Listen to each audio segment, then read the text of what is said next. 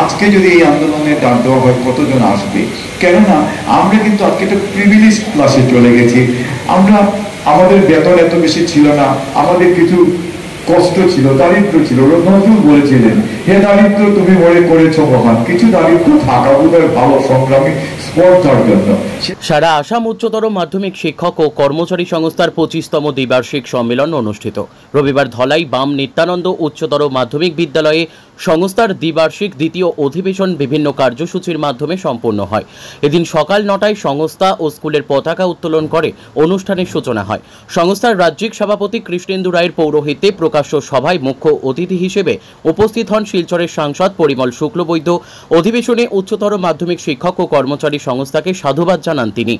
এছাড়া বক্তব্য রাখেন রাজ্যিক সম্পাদক জিতেন হাজারিকা, হাইলাকান্দি জেলা সম্পাদক হিফজুর রহমান, করিমগঞ্জ জেলা সম্পাদক পবিত্র দেব, বিএনএমপি স্কুলের অধ্যক্ষ পিনাক চক্রবর্তী প্রমুখ।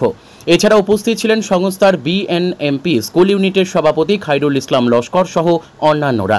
উল্লেখ্য, সম্মেলনে সারা আসাম উচ্চতর মাধ্যমিক শিক্ষক ও কর্মচারী সংস্থার কাছাড় জেলা কার্যকরী কমিটি গঠন করা হয়। তাছাড়া উচ্চতর মাধ্যমিক শিক্ষার বিভিন্ন দিক নিয়ে মোট 6টি প্রস্তাব গৃহীত হয়। নতুন কমিটির পদাধিকারীরা হলেন সভাপতি রতন পাল, 3 সহসভাপতি অভিজিৎ সাহা, হিমানিশ পুরকায়স্থ ও আজমল হোসেন লস্কর, সম্পাদক ভাস্কর সিংহ, যুগ্ম সম্পাদক মৃণালকান্তি দে, সাংগঠনিক সম্পাদক পাপড়ি ভট্টাচার্য, ম্যাগাজিন সম্পাদক শান্তশ্রী সোম ও কোষাধ্যক্ষ Biplab Deb. Bureau report, daily Barak. Budget ছিল, অ্যালটমেন্ট ছিল না, রিটেনশন ছিল না, এইগুলো পর্যায়ে বর্তমানে যারা আছেন আপনারা এগুলো জানেনই না।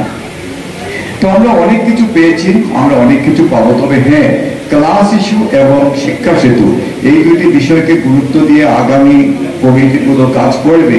কারণ সত্যি কথা বলতে কি, ক্লাস ইস্যু একটা অত্যন্ত ইম্পর্টেন্ট ব্যাপার। কারণ ক্লাস 2 স্টেজগুলোকে নিয়ে যদি আপনারা না ভাবেন, সরকার যদি ভাবে, দেখুন এডুকেশন ছিল রাজ্য তালিকাভুক্ত, তারপরে সেটা হচ্ছে যৌথ তালিকা, এবং আজকে বাস্তবিক ক্ষেত্রে আমরা দেখি সেটা কেন্দ্র তালিকাভুক্ত। তো এই যে বিষয়গুলো পর্বান্তর হচ্ছে, পর্বান্তর তো হবে, আর্থসামাজিক পরিকাঠামো যদি বদলে যায় তার সঙ্গে সঙ্গে শিক্ষাও বদলায়। সেটা ব্রিটিশ যুগ থেকেই এসেছিল, সেই গুরুকুল প্রথা থেকে আজকে সেই ডিজিটালাইজেশনের যুগে সবসময় বদলাবে। সুতরাং পরিবর্তনকে স্বাগত, পরিবর্তন যেন উন্নতির দিকে যায়, অবনতির দিকে না যায়। আমি আমার বক্তব্যকে দীর্ঘায়িত করব না। আপনারা যারা আগামীতে এই সম্মেলনের হাল ধরেছেন বা আগামীতেও যারা আসবেন, এই যে একটা ধারাবাহিকতা, এই ধারাবাহিকতায় মনে রাখবেন, ঐতিহ্যকে ভুলে যাবেন না। ঐতিহ্য বিচ্যুত হয়ে নয়, ইতিহাসকে মুছে দিয়ে কোনোদিন হয় না। আমাদের সংগ্রামী ইতিহাস আছে। আমি কৃষ্ণেন্দু রায়ের সামনে বলছি, কৃষ্ণেন্দু রায়ের সংগ্রামী স্পর্ধাকে আমি বারে বারে পুলিশ করি। সেই ট্রেজারি অফিসারের বিরুদ্ধে আন্দোলন, আপোষহীন আন্দোলন, আমরা ছিলাম, পুলিশের সামনে আমরা আন্দোলন করেছি। আমি এটা সত্যি, কৃষ্ণেন্দু আমাকে প্রায় বলে, বা আমিও মনে করি, আজকে যদি এই আন্দোলনের ডাক দেওয়া হয় কতজন আসবে? কেননা আমরা কিন্তু আজকে একটা প্রিভিলেজ ক্লাসে চলে গেছি। আমরা আমাদের বেতন এত বেশি ছিল না, আমাদের কিছু কষ্ট ছিল, দারিদ্র ছিল। নজরুল বলেছিলেন, হে দারিদ্র তুমি মনে করেছ মহান, কিছু দারিদ্র থাকা বোধহয় ভালো সংগ্রামী স্পর্ধার জন্য। সে যাই হোক, আপনারা আরো ভালো থাকুন, আরো উন্নত করুন।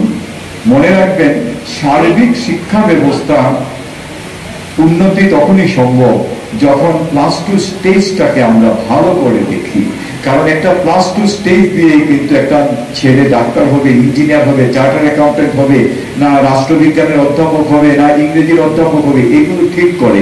সুতরাং কোন স্টেজটাকে আমি খাটো করছি না, কিন্তু প্লাস 2 স্টেজ হচ্ছে সেই টার্নিং পয়েন্ট। সুতরাং আমি মনে করি আপনারা যারা এই শিক্ষকতার কাজে থাকবেন, আপনারা সেই সংগ্রামী স্পর্ধাকে বাঁচিয়ে রাখবেন। তিনিখন ডিস্ট্রিক্টৰ 42টা বেংগলী পোষ্ট খালি আছে, নেপালী 2টা, পাৰ্চী 2টা, এনেকে তাৰমানে মাতৃভাষাৰ পোষ্টে খালি আছে। তাৰপিছত যেতিয়া আমি 552খন হায়াৰ ছেকেণ্ডেৰী ভেকেঞ্চি পজিশ্যনৰ মানে চৰকাৰৰ হাতত দিলোঁ, সেই কামত এইটো ডাঙৰ এটা নিউজ হৈছিলে, পেপাৰ পত্ৰটো দিছিলে, আৰু মই প্ৰতিদিন টাইমতো ওলাইছিলে। এতিয়া কিন্তু প্ৰচেছ হৈ আছে এইখিনি ফিল আপ কৰিবৰ কাৰণে। আপোনাৰ যে এতিয়া যে আকৌ বায়'ডাটা বিচাৰি আছে, ক'ত কিমান পোষ্ট আছে, ক'ত কিমান PGD টিচাৰ আছে, চব বায়'ডাটা বিচাৰি আছে। মই ভাবোঁ খুব সোনকালে হ'ব। আৰু আমাৰ দেৱ ছাৰে যিটো আন্দোলনৰ কথা কৈছে, আমি যদি আন্দোলনটো দলে বলে কৰোঁ তেতিয়াহ'লে তেখেতে কোৱাৰ দৰে আমি ছাকচেছ হ'ম। যদি দলে বলে নহওঁ তেতিয়াহ'লে আমাৰ সন্থাটো চৰকাৰৰ ওচৰত এক্সপ'জ হ'ব নেকি যে all Assam higher secondary teachers এছ'চিয়েশ্যনৰ এনেকুৱা আন্দোলন কাৰ্যসূচী দিলে তাক মানুহে ভোট দেখা যায়।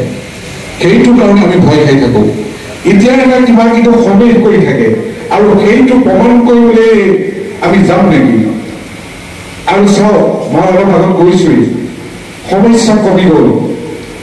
এনেধৰণৰ জেনেৰেল ইছ্যু লৈ আমাৰ শিক্ষকসকল কিমান ওলাই আহিব সন্দেহ আছে। কিন্তু আৰু যদি আমি গোটেই শিক্ষকসকলে দৰমহা নাপালোঁ তেতিয়া আন্দোলন কৰক নাই, দলে দলে আহিব। কিন্তু জেনেৰেল ইছ্যু এটা লৈ আমি যি আন্দোলনৰ কাৰ্যসূচী লওঁ ভাল হ'লে ভালেই, যদি আমি ভবাৰ বিপৰীত হয় আমি চৰকাৰৰ ওচৰত সেৱা হ'ম। গতিকে আমি ভাবি চিন্তি সিদ্ধান্ত ল'ম আৰু আপোনালোকে সিদ্ধান্ত দিব।